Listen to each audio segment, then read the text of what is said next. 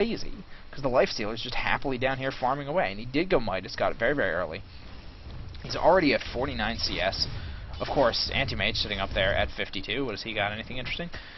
He's got his Ring of Health, so probably going to be going for a Battle Fury, just try to accelerate his farm. The Vanguard build has, I feel, long since phased out of popularity. Yeah, there's the first sword for him. Definitely going for Battle Fury. And Nature's Prophet picking up another kill on Pugna in the middle lane. Rubik going to get the return kill on Shadow Demon. But, oh, very, very nice Fissure coming out. Locking Hani. He's stuck. He can't actually move anywhere. He thought about trying to axe someone. Oh, but there's the Fury in port. Solo. Oh, Solo. Trixie says, you helped set up a kill on me? That's, oh, no. No, Trixie didn't die. What am I thinking? Yeah, Trixie hasn't died. He said, you killed my no-tail. You just get out of here. I love that no-tail. We've been playing together for years. And there, that top tower, they've slowed down some. I mean, it could have definitely been dead a while ago, but it's going to go down now, and Anti-Mage is going to get himself a nice free tower to go with his excellent creep farm down here. Era chasing Lolik out of lane, saying, what are you doing here, man? This is mine. Just let me eat these things. I'm hungry. I'm a ghoul.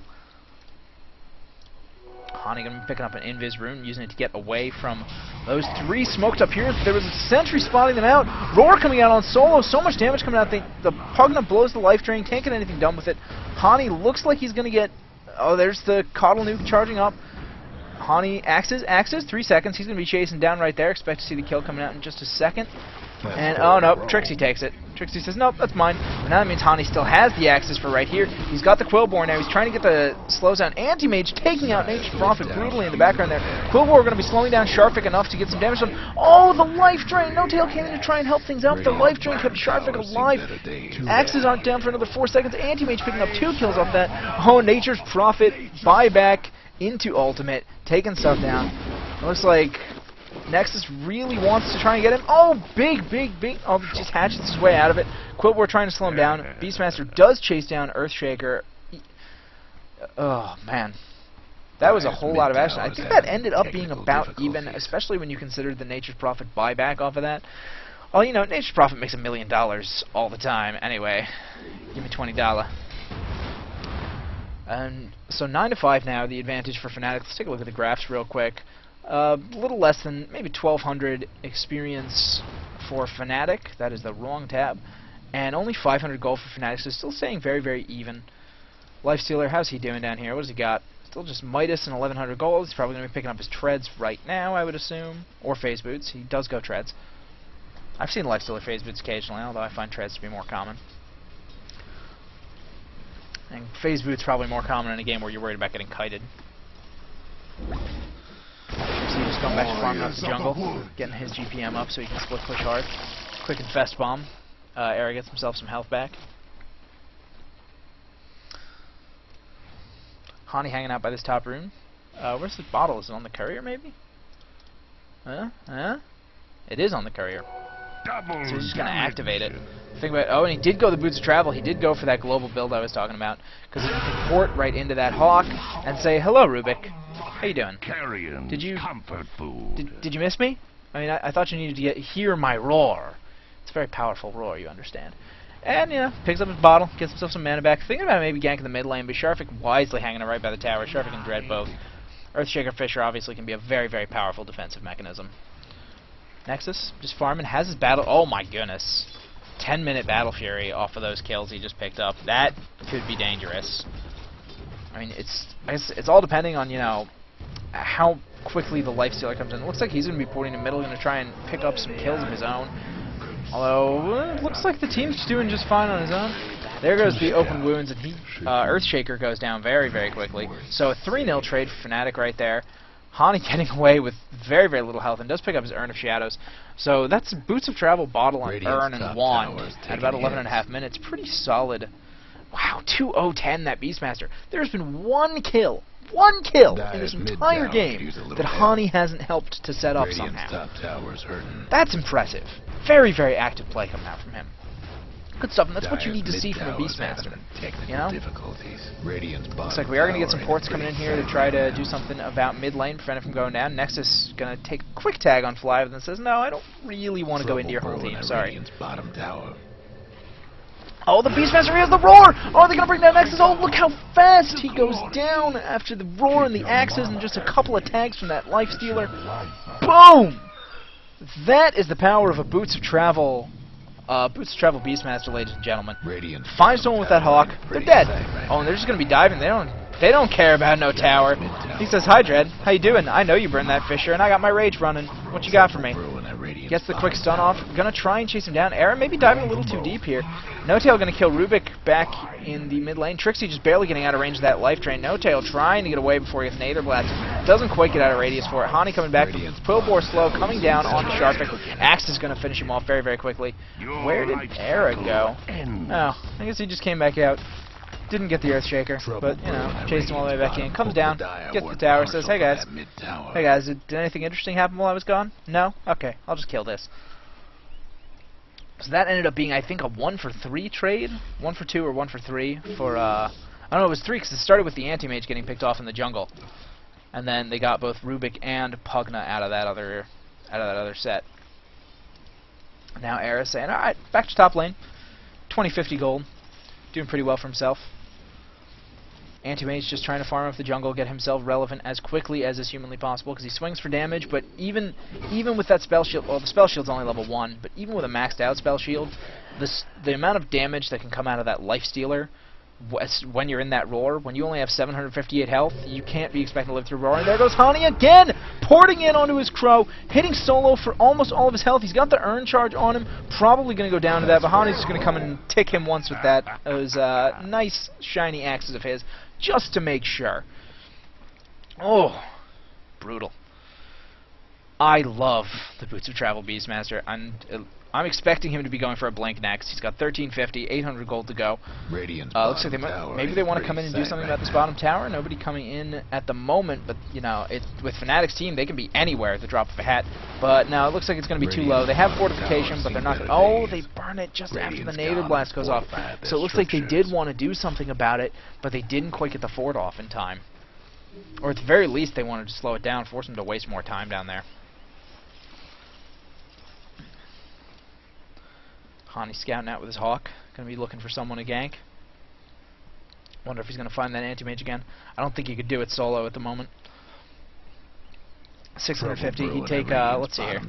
Hani's level 12, so his Roar is doing 250 damage. The Axes will do 360 damage. Couple of auto attacks. Maybe he could get it down. Maybe with the Urn, he'd deal enough damage to finish him off. But we also got to remember that, you know, all the magic damage. Oh, he is going to go in. No-Tail is... Oh, No-Tail was smoked up. Does he get the Roar? He doesn't get the Roar. Oh, you needed to open with the Roar, Hani. It's an Anti-Mage.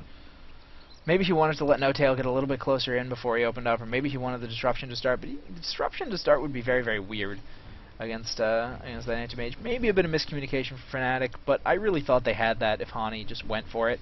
Looks like Ags is going to be the next item pickup for him. Picking up that point booster. Going to skip out on the blink. Going to get himself that nice Ghanim's boost. So I believe it's range and cooldown. I could very well be wrong. I don't play a lot of Beastmaster as much as I love him. And while I do pride myself on knowing quite a lot about Dota and items and builds and stuff like that, not everything. Looks like we do have an engagement going off on here onto Earthshaker. Anti-Mage is going to pick off Nature's Prophet just elsewhere on the map down the bottom lane. But Dread on that Earthshaker going to go down. Sharpic going to get roared on. Looks like they're going to continue onto the Pugna next. Fly just trying to get away, keep himself alive. Era coming in, try to get some, maybe an open wounds in on somebody who's not just about to run away. Surge goes out on Lolich, but is it going to be enough? No! No! That infest damage pops into Hani, pops out for the burst, and the last auto attack from Trixie finished him off. This is going to be a very, very dead tier 1 tower up here in the top lane. The coordination and play from Fnatic, this is just, I mean, you know, 3D impressed the hell out of me last game, but Fnatic are playing in excellent form in this game. You know, they lost the first game, they said, alright, you know, we let the Storm get to us, we let that pick beat us. Let's ban him out, let's pick our own very aggressive lineup, let's just dominate the mid game, which is what they're very, very good at. And so they said, alright, and look at how they're doing with it so far. They're going to keep this push going on to tier 2. Darkseer about to be up again. The fort's going to come out. I'm not hugely sure they can do this. Oh, is Beastmaster, or is bots off cooldown? Yeah, alright. Oh no. Port is coming in from that Darkseer. He's going to get instantly disrupted. Shadow Poison spam going out. Spam coming out to try and keep No Tail from getting gone onto. Looks like Fnatic might be in full retreat right here. Someone is just wandering. Hani is down here. Era, they're luring them away from the tower. Now it looks like maybe they want to engage it right here. Yeah. Era coming in. The Beastmaster Roar going out on the anti-mage, but not going to kill him quite fast enough. He's going to blink away though and not be a factor in the rest of this fight. And now 3D is on the retreat. Darkseer has gone down already. Sharfik getting Mana Leech, getting picked off. He can't get away. Earthshaker, ooh, Echo Slam hits almost nobody. Doesn't get Fly, and that's 2 more kills picked up for Fnatic. Wow. What a turnaround. Oh, Anti-Mage says, get back here, No Tail. You ain't getting away with no mana. Oh, that Nether Ward. Just smacking people. Hani gonna pick it up real quick. And Sharfik now just sitting here. That's a dangerous place to be, my friend. You may not have a roar coming out anytime soon, but the open wounds, can they get the damage done? Oh, the axes? Ah, what did he steal from the Nags? He stole the open wounds. Actually, quite a good spell to pick up right there. Funnier to see Infest, but not really that great since Rubik will Infest out of someone and then immediately just die. Looks like we have a port coming in middle from No Tail to try and keep Nexus from taking this mid tower. Nexus not wanting any of that, not wanting to know who else might be in those woods, even though he probably could have soloed No Tail. Still dangerous to just assume no one else is coming. 4 heroes from 3D moving towards the mid lane, maybe going for No Tail, playing that Shadow Demon. He's their easy kill this game. Looks like Blinding Light going to shove them back a little bit, and the Fish are actually going to protect the Keeper of the Light. No Tail too far away to get gone on. Let's take a quick look at the graphs. Fnatic now up a good 9,000 experience, and about 9,000 gold. So yeah, these last couple team fights, and now the tower going down up here to Era on that Lifestealer, really have expanded Fnatic's lead. They can't just sit back and get comfortable, obviously, because they're playing against an anti-mage, excellent split pusher, excellent late game carry. But at the same time, we still have to worry about, okay, in the mid game, look at the strength we have. They can push in, they can get something done. I'm expecting maybe they'll take this tier 2 mid, they'll take probably the tier 1 bottom, and then they'll go get Roshan. They'll get a little bit more of that map control, set themselves up, but especially with that Scout Hawk, it's so easy to have the vision you need to take Roshan. Oh, I think he sees him. Does he see Nexus? Is he going to go for the Roar? No, he doesn't have the follow-up. Doesn't want to waste the Roar if he even... Yeah, he does have it. Doesn't want to waste the cooldown when he doesn't have anyone to help him out with it.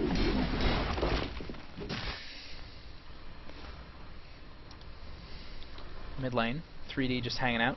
Not wanting to lose that mid-tier 2 tower, not wanting to give up any more control than they have to. Nexus has an item just come out. He's got his Yashi, he's got his ultimate orb. So he's very close to that Manta style, about 850 gold to go. Sharfik just pushing back his middle lane some. Pugna able to do, similar to Keeper of the Light, he's able to push lanes, or prevent lanes from pushing by creep clearing so very well, but at the same time, his other weaknesses just don't really make up for all the other strengths that Coddle has that make him a top tier pick right now. Infinite mana in lane, the recall for the map mobility, the Blinding Light for anti-carry, and just the pure power of that Illuminate in preventing anyone from ever pushing your lanes. Oh, looks like oh, he saw that Hawk. He said, nope.